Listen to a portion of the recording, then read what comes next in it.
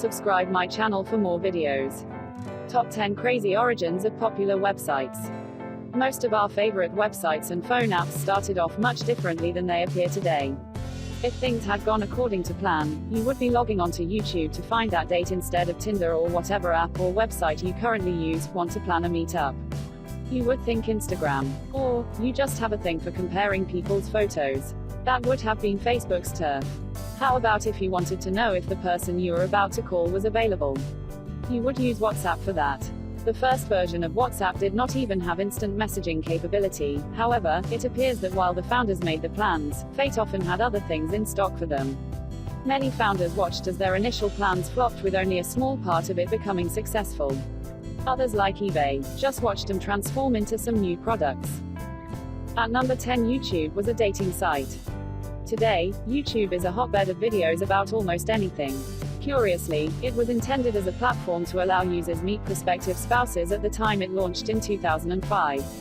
At the time, its founders, Jord Karim, Steve Chen and Chad Hurley, wanted users to upload videos of them talking about what they wanted in a potential partner. In keeping with their intentions, the founders used the slogan, "Tune in, hook up," as the tagline of their website. No one uploaded any video though. Not even when the founders offered to give $20 to any woman who uploaded a video. The founders later decided to allow people upload videos about anything. Jord Karim, one of YouTube co-founders, broke the ice when he uploaded an 18-second video of himself at the zoo.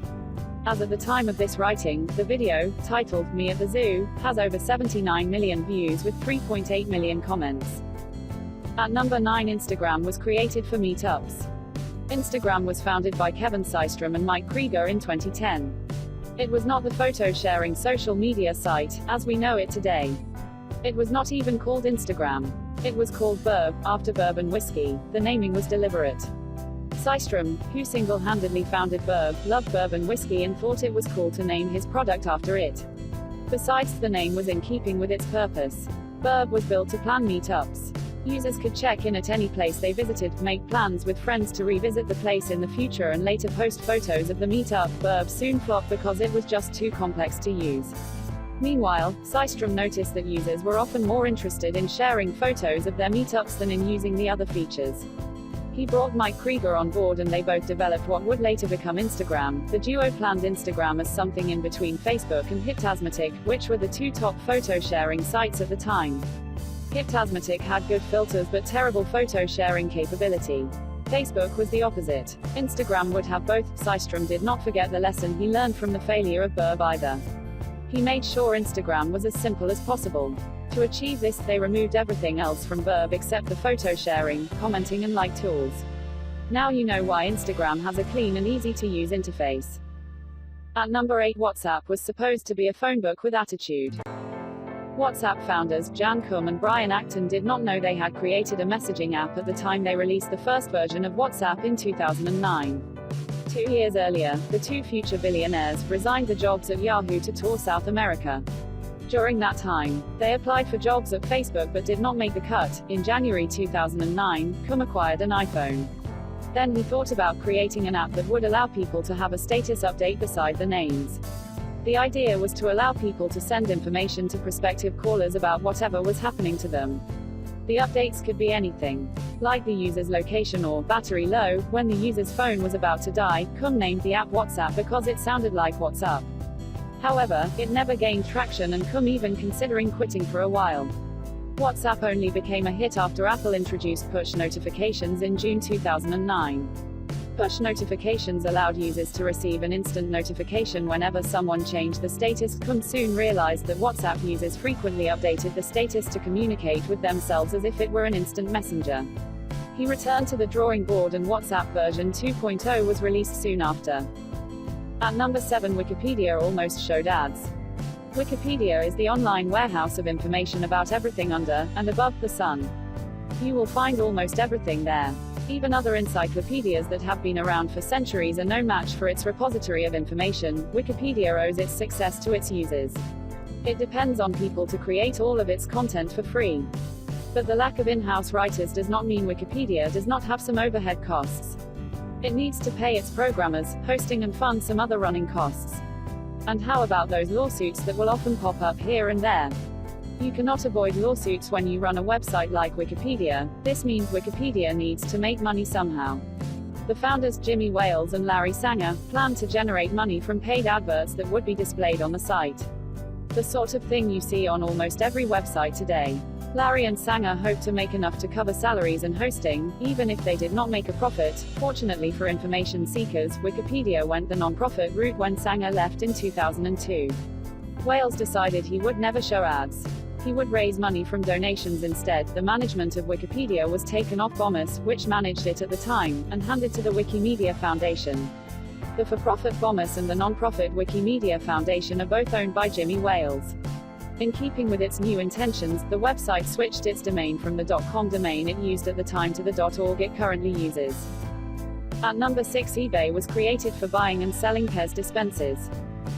Plans for what would later become eBay began sometime in 1994 when Pierre met his then-girlfriend and current wife, Pamela Wesley. Pamela was a collector of Pez dispensers. For the unaware, Pez is a brand of candy.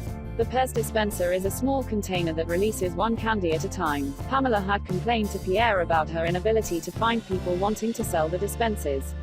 Omidyar got some ideas and on Labor Day, September 4, 1995, launched a small shopping area on his personal website. Pamela and other Pez dispenser collectors used the mini-site to meet dealers who were willing to sell the dispensers. However, Pierre soon noticed that people were showing up to sell everything from dolls to household items. 5 months later, Pierre's shopping mini-site was worth $3 billion with over 2 million users. The website had become so big that he had to move to its own dedicated domain we call eBay today. At number 5, Facebook was for comparing pictures. On October 28, 2003, Mark Zuckerberg launched a website he called FaceMash. Considered the predecessor of Facebook, FaceMash required users to click a button to determine which of the photos of two people was hotter. To get his first users, Mark hacked into Harvard University's database to steal photos used on students' IDs. The website only lasted for a few days before the management of Harvard University shut it down. Mark was considered for expulsion but was saved when Harvard dropped charges. 4 months later, on February 4, 2004, Mark returned with a second website he called Facebook. It was almost like FaceMash but with features to allow users meet new people. The photo comparison feature was also removed. Like FaceMash, Facebook was initially limited to Harvard University students but gradually extended to other colleges, high schools and later, basically anyone.